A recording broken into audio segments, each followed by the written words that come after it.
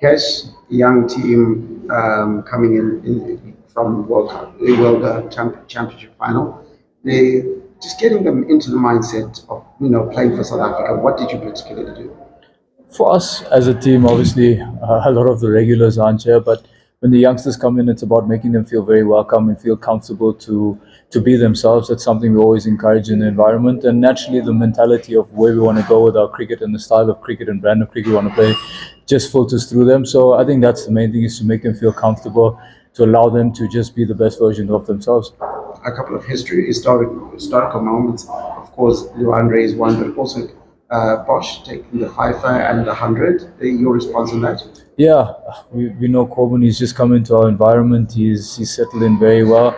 But the skill he possesses, it's not many can bowl 140 and bat the way he does. So yeah, I'm so happy. He works really hard on his game. He trusts his skill. He backs himself, and it's so nice to see everything come together for him. We had a long chat after the first innings, and to see him bounce back and do something very special like that is encouraging for us. Obviously, it's easy to talk about the positives after you win. What do you think you still need to work on? Yeah, obviously there's as much as we've won this game and there's so much to take out. There's areas where we can be a lot better. Obviously starting up front, we can in trying conditions we can be a little bit more sort of cautious in certain aspects. But I think also with the ball we can be a little bit more tidy in terms of not bowling too many bad balls. And I think in the second innings of our batting, I think we could have been a little bit more ruthless and not give too many soft dismissals away, because it would have been a lovely opportunity for someone to really kick on past the 150 mark and go on for bigger high honours. But having said that, I mean, look, we can always sit here and isolate many moments, but as a collective, I think we're really happy with the performance we put in here. Talking about those moments, do you feel that perhaps because with some, especially the younger players, because the lead was so huge, that there may have been a couple of reckless moments there? Maybe, maybe not. I think it's the brand and style we want to play. Guys have played that and they showed that in the first inning. So obviously, trying to carry that into the second innings, it's naturally going to work that way. We never want anyone to take away from their game plan and get out doing something that's unnatural to them. So I don't think it was reckless. I think it was the right option. Probably the execution let a few of us down. But no, I don't think it was reckless at all.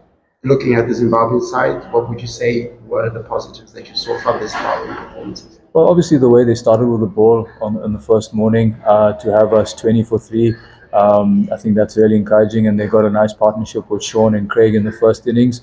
Yeah, so there's a lot of encouraging signs. I think the spinners bowled nicely in the second innings, and obviously it was unfortunate that Blessing went down and couldn't come on, because it could have been a different sort of scenario in terms of the lead that we had. But also the way Chivago bowled in the first innings was super. And speaking of Sean, this is his hometown. It's now second place in the most centuries for Zimbabwe. Zimbabwe have had in 10 centuries since 2020. He's scored 5 of them. What do you think of Sean Williams as a player? Yeah, he's a very hungry cricketer.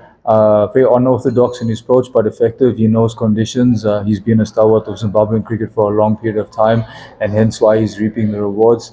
From what I hear, he's a hard worker. I've seen a little bit of him when we were in Arundel preparing for our WTC final. So, yeah, it's nice to see the older generation still putting their hands up. But I think he's a hard worker. He's a fighter. He's a tough little character, and hence why he's reaping the rewards. Final question from me.